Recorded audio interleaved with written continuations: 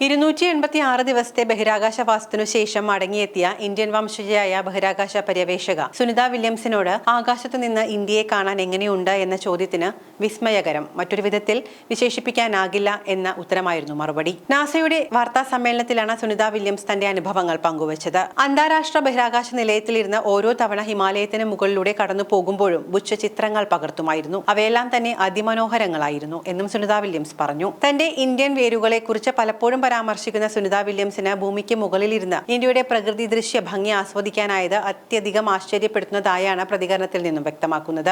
മത്സ്യബന്ധന ബോട്ടുകളുടെ നിര മുതൽ ഹിമാലയ പർവ്വതത്തിന്റെ മനോഹാരിത വരെയുള്ള ഇന്ത്യൻ കാഴ്ചകൾ തനിക്ക് ആനന്ദം പകർന്നതായി സുനിത വില്യംസ് പറഞ്ഞു. രാത്രികാലത്ത് ഇന്ത്യയിലെ ചെറുതും വലുതുമായ പട്ടണങ്ങളിൽ തെളിയുന്ന വിളക്കുകൾ പകൽ സമയത്ത് ഹിമാലയ കാഴ്ചയും ഇന്ത്യയിലേക്ക് കൂട്ടിക്കൊണ്ടു പോകുന്നതായി അനുഭവപ്പെട്ടിരുന്നതായും അവർ കൂട്ടിച്ചേർത്തു. നാസയുടെ വാർത്താ സമ്മേളനത്തിന് നൽകിയ മറുപടിയിലാണ് സുനിത വില്യംസ് ഇതെല്ലാം പറയുന്നത്. ബഹിരാകാശത്തു നിന്ന് ഹിമാലയം മുതൽ കിഴക്ക് മുതൽ പടിഞ്ഞാറ് മത്സ്യബന്ധന കപ്പൽ വരെ വ്യത്യസ്തങ്ങളായ ഒരു സംസ്കാരത്തിൽ നിന്ന് ദൃശ്യമാകുന്ന ഇന്ത്യയുടെ വൈവിധ്യത്തെക്കുറിച്ചാണ് സുനിത വില്യംസ് സംസാരിച്ചത്. രാജ്യം ഒരു പ്രകാശ വലയം പോലെയാണ് കാണപ്പെടുന്നതെന്നും പ്രധാന നഗരങ്ങൾ ഏറ്റവും പ്രകാശമാനമാവുകയും ചെറിയ നഗരങ്ങളിലേക്ക് അത് കുറയുകയും ചെയ്യുന്നുവെന്ന് സുനിത വില്യംസ് പറഞ്ഞു. നാസയുടെ space X crew 9 post flight news കോൺഫറൻസിലാണ് സുനിത വില്യംസ് സംസാരിച്ചത്. എന്റെ പിതാവിന്റെ മാതൃരാജ്യത്തേക്ക് ഞാൻ തിരികെ പോകുമെന്നും ആളുകളെ സന്ദർശിക്കുമെന്നും ഇസ്രോ ദൗത്യത്തിൽ പങ്കെടുക്കുന്ന ഇന്ത്യൻ ബഹിരാകാശ യാത്രികരെ കുറിച്ച് അഭിമാനവും ആവേശവും തോന്നുന്നുണ്ട് എന്നും സുനിത വില്യംസ് പറഞ്ഞു. ബഹിരാകാശ മേഖലയിലെ തന്റെ അനുഭവം ഇസ്രോയുമായി പങ്കിടാൻ ആഗ്രഹിക്കുന്നുവെന്നും സുനിത വില്യംസ് പറഞ്ഞു. ഒരു സഹജനാധിപത്യ രാജ്യമെന്ന നിലയിൽ ഇന്ത്യ ബഹിരാകാശ മേഖലയിൽ നടത്തുന്ന ഓരോ ചുവടുവയ്പും വളരെ മികച്ചതാണെന്നും അവർ കൂട്ടിച്ചേർത്തു.